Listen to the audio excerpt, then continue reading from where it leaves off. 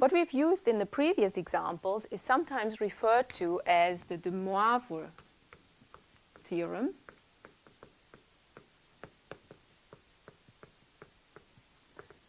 And there are different ways of writing the theorem down. One short way is the following: I to the I theta to the power n is equal to e to the I n times theta. Or,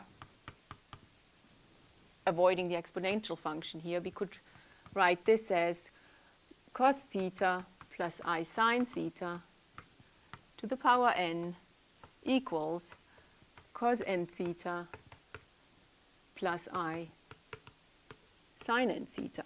So it basically tells us how we can take nth powers of complex numbers. Now, how is this theorem useful? In fact, we can derive quite a number of trigonometric identities from this equation. So let's suppose you've forgotten one of them, the double angle formula. So I'll show you how you can derive the double angle formula from this theorem quite easily. Namely, we use this theorem in the case where n is equal to 2. So for n equal to 2, it says that cos theta plus I sine theta squared is equal to cos 2 theta plus I sine 2 theta. But we also know, well, just by expanding this expression, that this is cos squared theta plus 2I sine theta cos theta plus I squared sine squared, but I squared is negative 1, so we have minus sine squared theta. What we do now is we look at this as a complex number and we'll write it in terms of its real part plus I times its imaginary part. So its real part consists of these two expressions.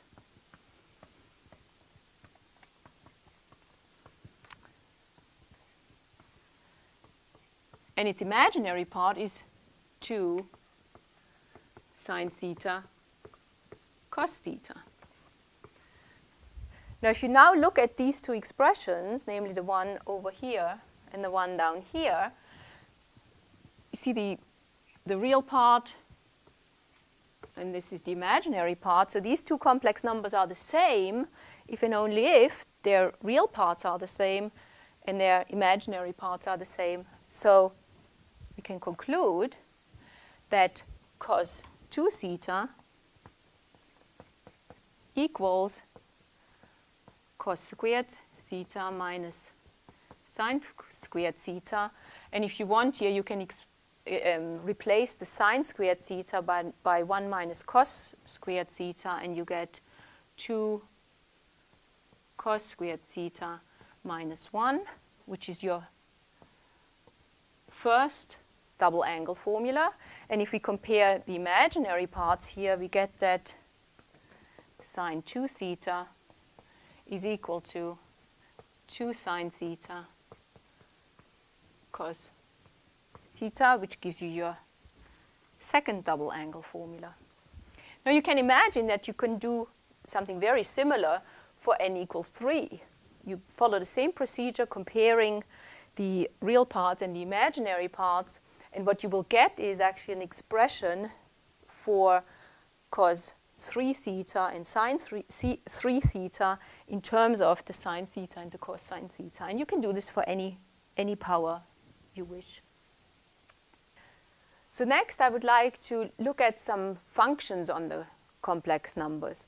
So we'll start with a very simple function, at least what looks like a very simple function, namely just the square function z goes to z squared. Now, one problem with functions on the complex plane is that, or to visualize functions on the complex plane, is that we would really need 4 dimensions to visualize these, because the complex plane already has 2 dimensions, and then the image has another 2 dimensions, so we would need 4 dimensions. And that's, our brains really can't handle that too well. So we need to come up with some other tricks here. So we could, for example, work with arrows. So we could draw the complex plane and see where different numbers are mapped to under this function. So the number 0 gets mapped to itself. Number 1 squared is 1, gets mapped to itself. Negative 1 also gets mapped to 1, since negative 1 squared is 1. 2 gets mapped to 4, gets mapped somewhere far out there. The number I squared is minus 1, gets mapped down here. Negative I squared is also negative 1, gets mapped up here. And you see that the picture becomes quite messy. So I would like to actually show you a different illustration that shows much better what the square function does on the complex plane. So this picture shows much better what the quadratic function actually does to the complex plane. So think of going from the picture on the left to the picture on the right as applying to each point on the complex plane the quadratic function, in other words, squaring the point. So, for example, the knife here moves from this position down to this position because the angle here gets doubled, so it moves down here. Whereas the stomach of this person is at angle roughly negative pi over 4. If we double that, we get to an angle negative pi over 2. So the stomach here moves onto the imaginary axis and the knife hits the stomach. Another feature you might notice that his boots grow quite a bit larger. Well, why is that?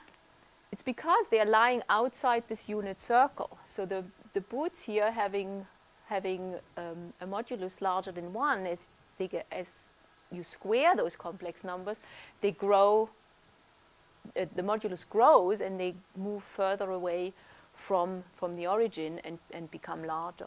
So this is a quite nice illustration that shows how the function z goes to z squares actually operates.